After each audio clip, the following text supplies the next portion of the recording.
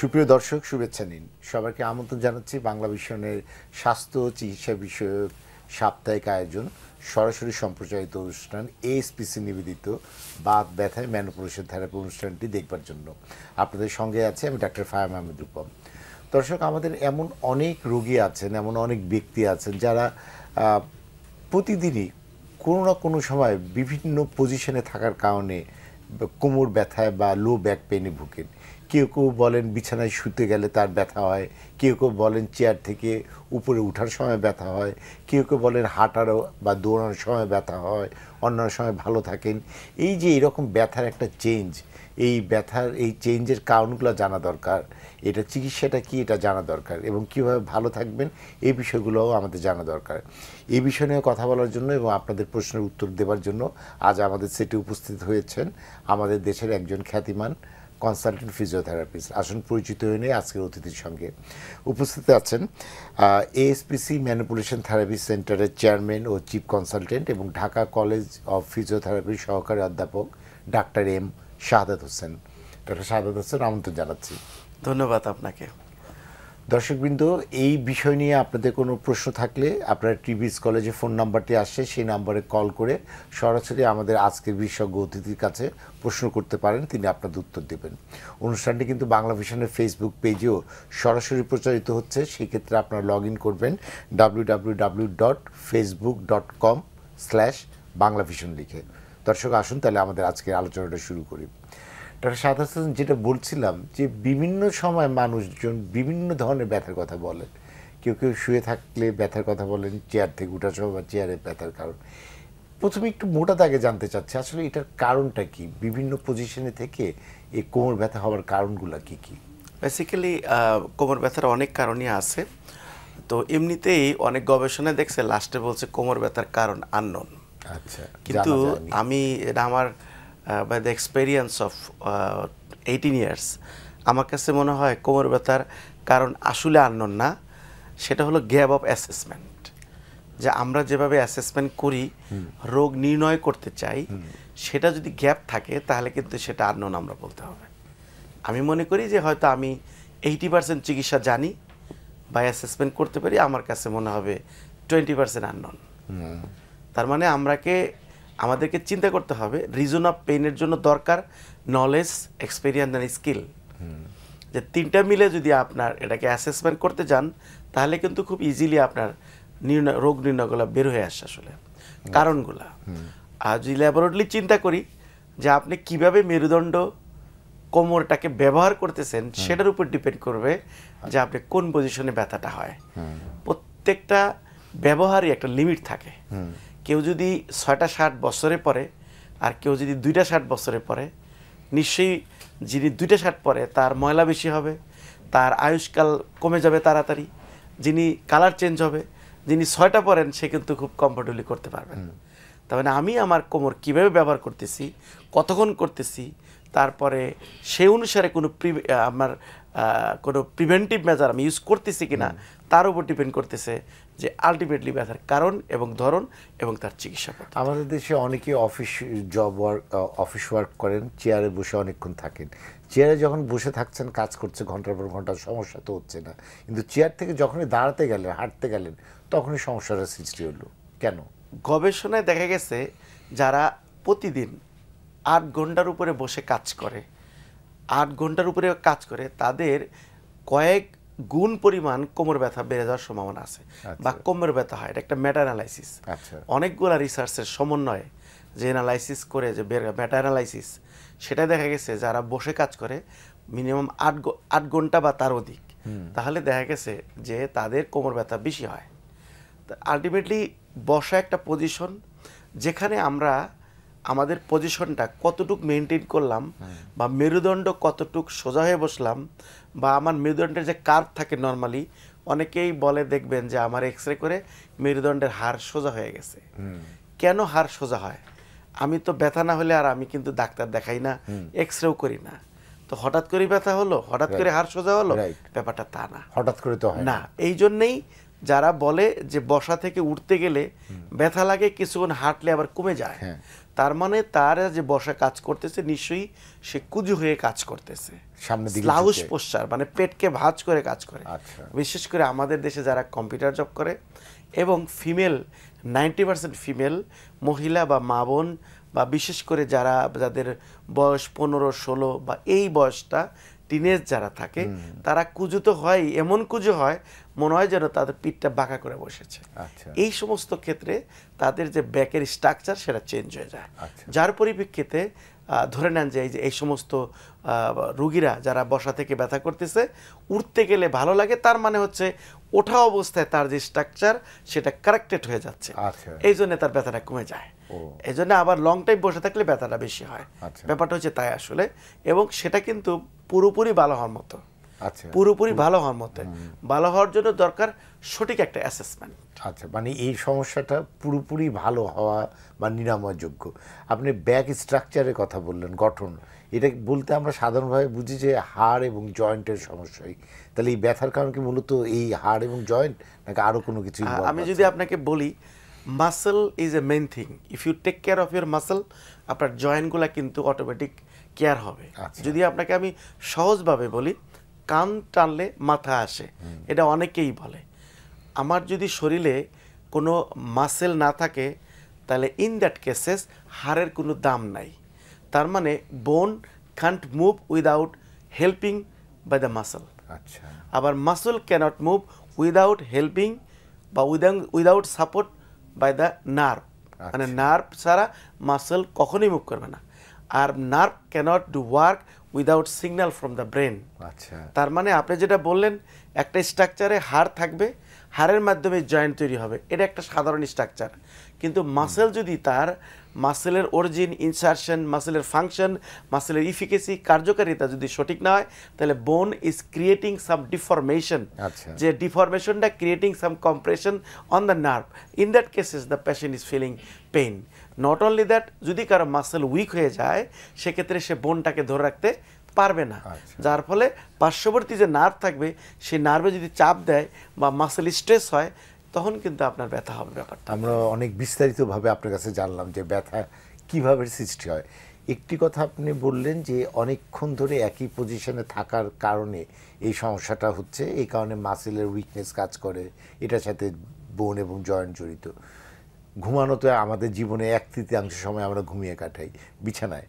তো বিছানায় ঠিক একই সময় দেখা যায় যে বিছানা থেকে ঘুম থেকে উঠার পরে, সকালে ঘুম থেকে উঠার পরে যেন আর কোমর চলছে না, পা চলছে না, এটার কারণটা কি? ব্যাপারটা খুব সিম্পল। ঘুমান হচ্ছে একটা রহস্যময় পজিশন। কেউ উপরে হয়ে ঘুমায়, কেউ কাত হয়ে ঘুমায়, কেউ হাঁটু ভাঁজ করে ঘুমায়, কেউ একেবারে ফ্ল্যাট হয়ে ঘুমায়, কেউ আবার কোলবালিশ মনে হয় একবারে এমনভাবে ধরে যে কোলবালিশের মধ্যে মনে শুয়ে পড়লো সে। আবার কেউ কেউ দেখা গেছে যেমন আছে পাটা সরেও শুয়ে পড়ে। তার মানে এই শোয়ার মধ্যে শোয়া একটা পজিশন। আমরা যেটা বললাম বসে থাকা, দাঁড়ানোর সাথে ব্যথার যে রিলেশন থাকে, সেই ঠিক একই রকমই শুয়ে থাকার সাথেও কিন্তু রিলেশন। আবার কেউ নরম বিছনা ইউজ করে, কেউ শক্ত বিছনা ইউজ করে, কেউ দেখা যাচ্ছে আনইভেন বিছনা, উঁচা নিচা বিছনা ইউজ করে। তো এই যে বিছানার সাথে শোয়ার যে সম্পর্ক, আমরা কতক্ষণ ঘুমাচ্ছি তার উপরে এটা রিলেশন। তার মানে আমি যদি শুয়ে থাকি 8 ঘন্টা, আমি যদি আমার বিছানা যদি খুব বেশি নরম হয় তাহলে কিন্তু 8 ঘন্টায় কিন্তু আমার মেরুদণ্ডটা বাঁকা হয়ে রইল।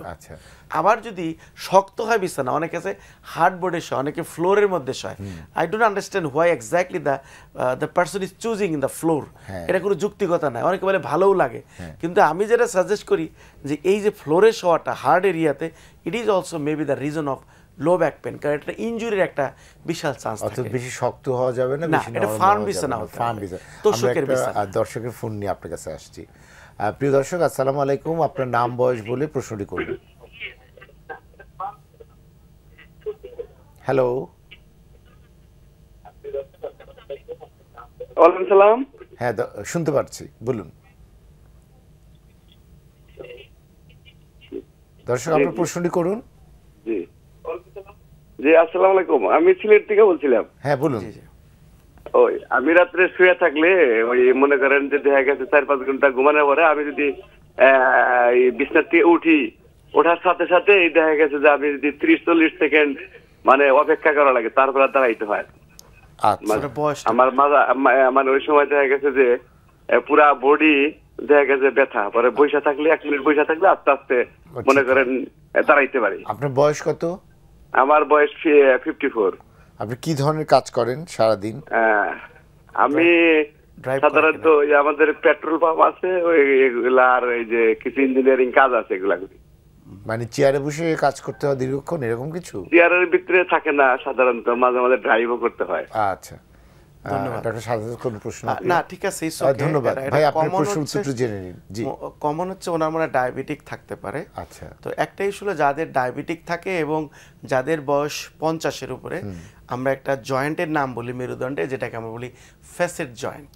ফ্যাসেট জয়েন্ট অলওয়েজ হচ্ছে আমাদেরকে মুভমেন্টটাকে ট্রান্সলেট করে, মানে মুভমেন্টটাকে যে করছে সহযোগিতা করতেছে। যেমন সামনে ঝুঁকে যাতে পড়ে না যায়, ফ্যাসেট জয়েন্ট আমাদের জয়েন্ট মুভমেন্টকে লক করে দিচ্ছে। পিছনে ঝুঁকে আমরা যখন পড়ে না যাই, নাহলে তো মাটিতে পড়ে যাইতাম, তো সেটার জন্য এটাকে ফ্যাসেট জয়েন্ট আমাদের লক করে দেয় যাতে মুভমেন্টটা ফার্দার না হয়। 50-র পরে আমাদের facet joint, not only facet joint, যাদের মোবিলিটি কম হয় বা বিশেষ করে তার মধ্যে একটা জয়েন্ট হচ্ছে ফ্যাসেট জয়েন্ট। এটা আর্লি ডিজেনারেশন হয়, মানে ক্ষয় যায় ফ্যাসেট জয়েন্ট। ফ্যাসেট জয়েন্ট মানে কি? মেরুদণ্ডের দুইটা হাড়ের মাঝে উইং এর মতো দুই দিকে দুইটা পাকনার মতো, যেটাই ফেরে ফ্যাসেট জয়েন্ট। তো ওনার যেটা হয়েছে যে ফ্যাসেট জয়েন্টটা ডিজেনারেশন, মানে হাড় ক্ষয় গেছে 50-র পরে, যেমনটা আমাদের দাড়ি চুল পাকে ব্যাপারটা তাই। তো আমার মনে হয় উনি যদি এরকম হয় আর কি, এটা ভবিষ্যতে তার এমন হতে পারে কোনো একদিন ওঠার সময় কোমরে টান লাগলো, তখন হয়তো ব্যথাটা অনেক বেশি হতে পারে এবং সে বিছানা থেকে হয়তো দেখা যায় উঠতেই পারতেছে না, ব্যাপারটা এরকম। এই জন্য যেটা পরামর্শ হতে পারে, সে চিত হয়ে শুয়ে দুইটা হাঁটু ভাঁজ করে যদি পেটের মধ্যে চাপ দেয় এবং চাপ দিয়ে যদি 1 থেকে 30 পর্যন্ত মানে গণনা করে এবং আবার ছেড়ে দিল, এবং এই সাজেশনটা তখন যখন সে ঘুম থেকে ওঠে, প্রথমে বিছানা থেকে ওঠার আগেই তার এইটা করা উচিত যে হাঁটু দুটা প্রথমে চিত হয়ে শুবে, হাঁটু দুটা ভাঁজ করে পেটের মধ্যে চাপ দিয়ে ধরে রাখবে। যখন ধরে রাখবে সেই সময়টা হবে হলো মিনিমাম 20 সেকেন্ড, তার মানে 30 পর্যন্ত গুনতে হবে তাকে, দেন ছেড়ে দেবে। এরকম যদি 10 থেকে 15 বার সে করে, তাহলে ফ্যাসেট জয়েন্ট সহ ব্যাকের যে মাসেলগুলো আছে সেই মাসেলগুলোর ফ্লেক্সিবিলিটি কমে মানে বেড়ে যায়, যার পরিপ্রেক্ষিতে তখন জয়েন্টটা তার লোড নিতে পারবে। যেমনটা মোবিলের মতো, মোবিল থাকলে জয়েন্ট যেমন ইজিলি মুভ করে, ঠিক একইভাবেই কিন্তু তার জয়েন্টগুলো মুভমেন্ট শুরু হবে। দেন তারপরে উঠে সে একটু যদি 5-7 মিনিট হাঁটে, তারপরে সে নামাজে পড়তে পারে বা বিভিন্ন কাজে সে ফিরতে পারে, তাহলে ইনজুরির চান্সটা তার কম থাকে। তবে আপনি অনুষ্ঠানের শুরুতে যেটা বললেন, এই রোগী একটু দেখা দরকার, একটু অ্যাসেসমেন্ট করা দরকার, পরীক্ষা নিরীক্ষাও আপনারা করবেন, হ্যাঁ, এবং করার পরে এই ব্যায়ামটা কিভাবে একটু দেখেও নিতে হবে, এই জন্য চিকিৎসকের পরামর্শ গ্রহণ করা দরকার। ভাই, আশা করি প্রশ্নের উত্তরটি পেয়েছেন। এই রোগের চিকিৎসা কিন্তু ডাক্তার শাহাদাত হোসেন যেটা বললেন যে আপনি সঠিক একটা রোগ নির্ণয় করে ব্যায়ামের মাধ্যমেই, ম্যানুয়াল থেরাপি বা ম্যানুয়াল এক্সারসাইজের মাধ্যমে কিন্তু এই সমস্যাটার সমাধান সম্ভব। আশা করি আপনি কোনো বিশেষজ্ঞ ফিজিওথেরাপিস্টের সাথে যোগাযোগ করবেন। ডক্টর শাহাদাত হোসেন, আরেকটা জিনিস একটু জানতে চাইব যে আমরা তো সুস্থ থাকার জন্য সবসময় জগিংয়ের কথা বলি, ব্রিক্স ওয়াকিংয়ের কথা বলি, রানিংয়ের কথা বলি, দৌড়ানোর কথা বলি। অনেক রোগী কিন্তু দেখা যায় যে দৌড়ানো বা এই ধরনের রান করার ক্ষেত্রেই ব্যথাটা শুরু হয়ে গেল, কোমর থেকে শুরু হলো, একবারে হাঁটু বেয়ে গোড়ালি পর্যন্ত চলে গেল, তারা কি করবে তখন? Walking and running is a good exercise of course, কিন্তু ইস্যুটা হলো, আমি একটা ছোট্ট অভিজ্ঞতা বলি। আমি এক লায়ন্সে বসতাম, তো ওখানে যাচ্ছি, গেট দিয়ে ঢুকতেছি, এক ভদ্রলোক দেখলাম হাঁটুটারে উপরে উঠাইয়া মানে বাদুরের মতো ঝুলে মানে সমানে উপর দিকে উঠতেছে, মানে পেটের ব্যায়ামের জন্য। তা আমি তাকাইলাম যে কি করতেছেন ভাই? বলছে আপনি বুঝবেন না এটা, মানে সে তো আমার চিনে না, এরকম বুঝবে না। সে যা করতেছে আর্লি মর্নিংয়ে, সে উল্টা লোডিংয়ে এগেইনস্ট গ্রাভিটি সে বারবার তার অ্যাপসের এক্সারসাইজ করতেছে। এই যে একটা অ্যাবনর্মাল পজিশন মেনটেন করতেছে, তার আগে কিন্তু তার ব্যাক মাসেলটাকে সফট করা দরকার ছিল। আপনার যে প্রশ্ন যে ওয়াকিংয়ের ক্ষেত্রে, এটা শুধু একটাই জিনিস, সেটা হলো আমরা কিভাবে গেইট প্যাটার্ন করতেছি। গেট প্যাটার্ন মিনস হচ্ছে আমরা যেভাবে হাঁটি, 3টা জিনিস ফলো করে হাঁটি। দেখেন, পুরুষরা কিন্তু যখন হাঁটে গোড়ালিটা সামনে দেয় প্রথমে, তারপরে ফ্ল্যাট ফিট পুরা পায়ে ভর দেয়, তারপরে পায়ের পাতা উঠিয়ে নিয়ে আসে, গোড়ালি উঠিয়ে নিয়েছে, তারপরে পায়ের পাতা উঠিয়ে নিয়ে আসে। এটাকে আমরা গেট সাইকেল বলি। যখন গেট সাইকেল আমরা করি, তখন আমাদের বায়োমেকানিক বলে। Biomechanics means the way of movement of the joint, যে নির্দিষ্ট পরিমাণে লেন্থ কার কি ফাংশন সেটা প্রপারভাবে করার নামই হচ্ছে বায়োমেকানিক্স। তো যখনই আমরা হাঁটি, আমরা কি গেইট প্যাটার্ন ফলো করি? একটা এক্সাম্পল দিই, পুরুষরা যেভাবে হাঁটে তার পিছন সাইড তাকে দেখবেন সে কিন্তু একটা নির্দিষ্ট রিদমে হাঁটতেছে। মহিলাদের দেখবেন হাঁটতে তাদের ব্যাক সাইডটা একটা ডান্সিংয়ের মতো মনে হয়। তার মূল কারণ মহিলারা গোড়ালি ভর দিয়ে হাঁটে না, তারা হলো ফ্ল্যাট ফিট হাঁটে, মানে পুরা পাটাই ফেলে, আর পুরুষরা গোড়ালি আগে ফেলে। এজন্য মহিলাদের পেলভিক যখন হয় এরকম ডান্সিংয়ের মতো মনে হয়, আর পুরুষদের ডান্সিং না একটা রিদম মনে হয়। তার মূল কারণ হচ্ছে ওইটাই যে তারা গেইট প্যাটার্নটা এক এক রকম এক একভাবে এক রকম করে। বিশেষ করে যে ভদ্রমহিলা যারা কিনা হিল, এটাকে হাই হিল বলে, হাই হিল করে তো আর সে আপনার ওই গোড়ালি আগে ফেলতে পারবে না, তো সে পড়ে যাবে। এই জন্য তারা যখন পায়ের পাতাটা আগে ফেলে তখন দেখবেন সে মানে নাচে নাচে হাঁটতেছে। এটার মূল কারণ হচ্ছে যে গেইট প্যাটার্ন যারা না মানে তারা হাঁটতে গেলেও দেখা গেছে তাদের একটা ব্যথার সম্ভাবনা থাকে, এবং দৌড়াইতে গেলেও কিন্তু তাদের ওই ব্যথার সম্ভাবনা থাকে। নট অনলি দ্যাট, পায়ের যে প্রেশারটা গ্রাউন্ডে যদি প্রপার না পড়ে তাহলে এইটা হাঁটু ব্যথা হতে পারে, হিপ জয়েন্ট ব্যথা হতে পারে, এবং কোমরের ব্যথা সহ ডিস্ক বা সায়াটিকার প্রবলেমও কিন্তু এই কারণে হতে পারে।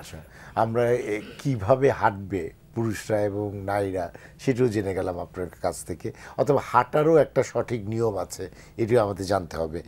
যেহেতু নারীদের প্রসঙ্গেই আসলো, নারীরা তো ঘর গৃহস্থের অনেক কাজ করেন এবং চেতন মনে বা অবচেতন মনে তারা অনেক কিছু তুলে ফেলেন, ওয়েট বিয়ার ওজন তুলে ফেলেন। আচ্ছা, হ্যাঁ, কি করবে তারা? এটা একটা গবেষণা, কি এটা একটা গবেষণায় দেখা গেছে যে লিফটিং প্রসিডিউর নিয়ে বেশ কিছু গবেষণা আছে, যে কোন পজিশনে তার আপনার ব্যথা বেশি হতে পারে, কোন পজিশনে কম হতে পারে।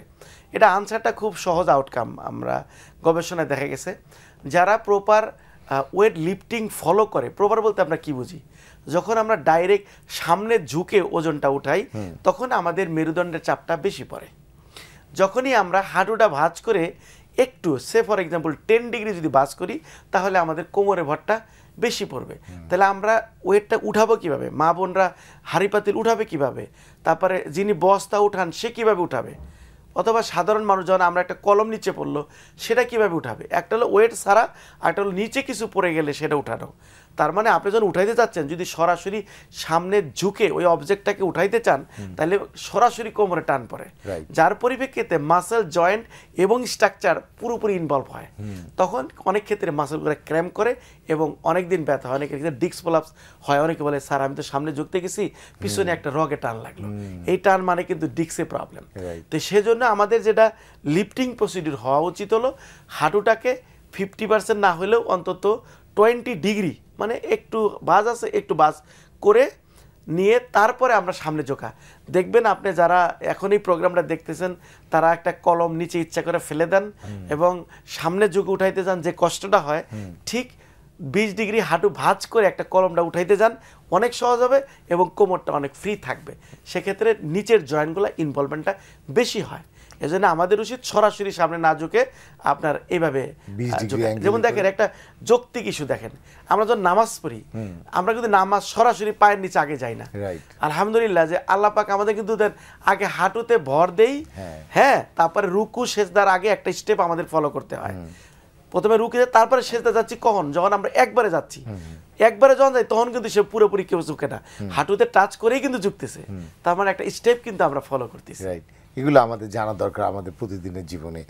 একটু জানতে চাইবো যে এই ধরনের ব্যথা যে কারণেই হোক না কেন, হাঁটা চলা, উঠা বসা, বিছানায় শোয়া, উপরে উঠা ইত্যাদি, তারা ইমিডিয়েটলি কি করবে এবং কোন লক্ষণগুলো বা উপসর্গগুলো একটা রেড সিগন্যালের মতো কাজ করবে, ইমিডিয়েটলি চিকিৎসকের পরামর্শ গ্রহণ করবে? আমি মনে করি যে where there is no doctor, some idea can help you to get the help as like doctor. হয়তো সরাসরি না হলেও এটা হয়তো কিছু হেল্প করবে। এটার জন্য আমরা প্রিভেন্টিভ মেজারটাকে প্রথমে প্রায়োরিটি দিই। আপনি যে অবস্থায় ব্যথা পেলেন, গো বেড, ডাইরেক্ট বিছনায় শুয়ে যান, অথবা আনলোডিং পজিশনে, অথবা which position you like to feel less pain, কোন অবস্থায় আপনি কম ব্যথাটা পান, দ্যাট পজিশন ইনজুর থেকে আপনাকে বাঁচাবে। First one. Second one is যদি ব্যথাটা সাথে সাথে হয় তাহলে you must go for ice compression অথবা কোল্ড কম্প্রেশন। কারণ যে কোনো ইনজুরি কিন্তু আপনার কোল্ডের সাথে ইনফ্লামেশনের একটা রিলেশন আছে, প্রদাহ, ঠান্ডা সেক মিনিমাম সারাদিনে অন্তত 5 থেকে 6 বার প্রতি 4 ঘন্টা 5 ঘন্টা পর পরই সে নিতে পারে। এই চেকটা কি রকম ঠান্ডা, মানে বরফ ঠান্ডা না? ডাইরেক্ট বরফ নেওয়া যাবে না, it's may be big chance for, এটাকে বলা হয় হলো কোল্ড বার্নিং যেটাকে বলে, ঠিক আছে, আইস বার্ন হতে পারে। এই জন্য আমরা একটা ভিজা গামছা নিতে পারি, কয়েকটুকু বরফকে এরকম বাড়ি দিয়ে ছোট ছোট করে ওটাকে গামছা, ভিজানো গামছা পেঁচে তারপরে যে অংশে আমরা ব্যথা পাইছি ওই অংশটা রেখে দিতে হবে। দেখতে হবে আমার এই কোলটা বেশি না হয়, তাহলে পুড়ে যেতে পারে। অনেকে হয়তো ভাবে আইস আবার পুরি কেমনে, আইস বার্ন খুবই খারাপ জিনিস। অনেকে নিলে অনেকেই বোঝে যে সেখানে বার্নিং হচ্ছে, দেখলেই বুঝতে কালো হয়ে যাবে জায়গাটা। মানে গরম পানিতেই পুড়ে, ঠান্ডা পানিতেও পুড়তে পারে। রাইট, গরম সেক না দিয়ে আইস কম্প্রেশন নেবে 15 মিনিট করে নিতে পারে, 20 মিনিট করে, কিন্তু খুবই সফটলি, ডাইরেক্ট নেওয়া যাবে না। তারপরে আপনার পার্শ্ববর্তী ডাক্তার দেখাতে পারে, যদি সে ঘরে বলে কোনো ওষুধ খেতে চায়, ওটিসি ড্রাগ যেগুলো আছে, নেপ্রোক্সেন খেতে পারে, তারপরে প্যারাসিটামল খেতে পারে, মাসিলিলাক্সিন খেতে পারে, তাইলে কিন্তু মোটামুটিভাবে কভার হবে। অনেক ক্ষেত্রে দেখা গেছে যদি বেশি সিভিয়ার হয়, বিশেষ করে ব্যথা পায়ে যাচ্ছে, শুটিং পেইন হচ্ছে, ওরে মা গো বাবা গো মরে যাচ্ছে, নার্ভগুলা অ্যাসফ্র্যাক্সিয়া হয়ে গেছে, অক্সিজেনেশন কমে গেছে, in that cases you must go for consultation with the doctor as early as possible. এই ধরনের হঠাৎ করে আঘাত পেলে, চোট পেলে অবশ্যই চিকিৎসকের পরামর্শটা গ্রহণ করা দরকার। আমরা একটা ফোন নিয়ে নিচ্ছি আবার। প্রিয় দর্শক, আসসালামু আলাইকুম, আপনার নাম বয়স বলে প্রশ্নটি করুন।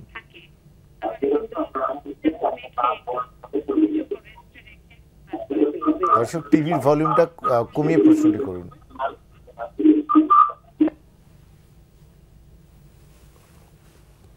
হ্যালো, হ্যাঁ দর্শক, প্রশ্নটি করুন। আসসালামু আলাইকুম। ওয়ালাইকুম আসসালাম। দর্শক বলুন, আমরা শুনছি। সংযোগটি বিচ্ছিন্ন হয়েছে, আপনি আশা করি আবারও চেষ্টা করবেন। একটু কি ধরনের পেইন হলে এবং তার কাজের কি ধরনের সমস্যা হলে আর বসে থাকা যাবে না, চিকিৎসকের পরামর্শ? Really nice question. সেটা হলো যে এটাকে আমরা বলি রেড ফ্ল্যাগ। আসলে কোমর ব্যথা কিন্তু অনেকেই মনে করে এই তো ব্যথা হয়েছে, দেখি না একা একাই যাবে। অনেকেই সবচেয়ে মারাত্মক হলো অনেকের পায়ে জিজি করতেছে, অবশ অবশ ভারবার করতেছে, পা উইক হয়ে গেছে, তারপরে মনে করে যে এমনি হচ্ছে। বিশেষ করে ডায়াবেটিক রোগীরা সব ব্লেম দিয়ে দেয় হচ্ছে ডায়াবেটিস ওরে, যে ও বুঝছি ডায়াবেটিক আছে তো একটু তো জিজি করবেই, পিরপির করবেই। নো, এটা আমি মনে করি ওই সমস্ত চিহ্ন, বিশেষ করে কোমর থেকে ব্যথা পায়ে যাবে, পায়ে জিজি বারবার অবশ, সেটা হতে পারে পায়ের তালুতে বা পায়ের তলায় বা ওই পায়ের পাতা যেটা বলে বা তলায় হতে পারে, সেটা বারবার কিছুক্ষণ হাঁটার পরে মনে আমি হাঁটতে পারি না, বসতে হবে। তারপরে হচ্ছে অনেকেই বলে প্রস্রাব পায়খানা আমি ধরে রাখতে পারতেছি না, এবং কেউ কেউ বলে যে আমি হাঁটার সময় ব্যালেন্স পাই না, মনে হয় যেন পেঙ্গুইনের মতো হাঁটতেছি, স্টেপ দিতে পারি না গোড়ালির উপরে, পায়ের পাতার উপরে, এবং পায়খানা রাস্তা অনেক সময় দেখা গেছে অবশ হয়ে যাচ্ছে, সে বুঝতেছে না যে ফিলিংসটা। In that cases the patient is suffering with the red flag. এই রেড ফ্ল্যাগ থাকলে অবশ্যই তার ইমিডিয়েটলি সার্জারি লাগবে। এজন্য আমার মনে হয় প্রাইমারি স্টেজে যদি সে ডক্টরকে দেখায়, এই চিহ্নগুলো কিন্তু আসার সম্ভাবনা খুবই কম থাকে। আমরা আরেকটু ফোন নিয়ে নিই। প্রিয় দর্শক, আসসালামু আলাইকুম, আপনার নাম বয়স বলে প্রশ্ন করুন। আসসালামু আলাইকুম। ওয়ালাইকুম আসসালাম। আমার কোমরে ব্যথা, বয়স 48। কতদিন? সাধারণত চেয়ারে বসে কাজ করি, আমার প্রায় 28 বছর যাবত চেয়ারে বসে কাজ করি। এই জন্য পুরাপুরি হালকা একটু কোমর বাঁকা করলে ব্যথাটা খুব বেশি অনুভূত হয়, এবং এমন হচ্ছে যে ঝিমঝিম করে, আর এখন গরম হয়ে যায় কোমর, দুই পাশ। আপনার বয়সটি জানাবেন? 48 বছর। ডায়াবেটিস আছে? নেই। আচ্ছা, ধন্যবাদ। ছোট করে উত্তরটি একদম ছোটই। ওনার এটা হলো ডিজেনারেশন শুরু হয়েছে। ওনাকে আয়নায় নিজের চেহারা দেখলে বুঝবে যে দাড়ি চুল পাকা যেরকম শুরু হয়, ডিজেনারেশন শুরু হয়েছে। আর সবচেয়ে মারাত্মক, যিনি 28 বছর বসে কাজ করলো, একটু আগেই বলছিলাম যে 8 ঘন্টা যদি মিনিমাম কেউ কাজ করে, সেক্ষেত্রে তার ব্যাক মাসেলগুলো উইক হয়ে যায় এবং অনেক দুর্বল হয়ে যায়। উনি যেমন ভাবতেছে যে আমি তো 5 বছর আগে ব্যথা ছিল না, 30-35-এ তখন মাসেলের ফ্লেক্সিবিলিটি ভালো ছিল।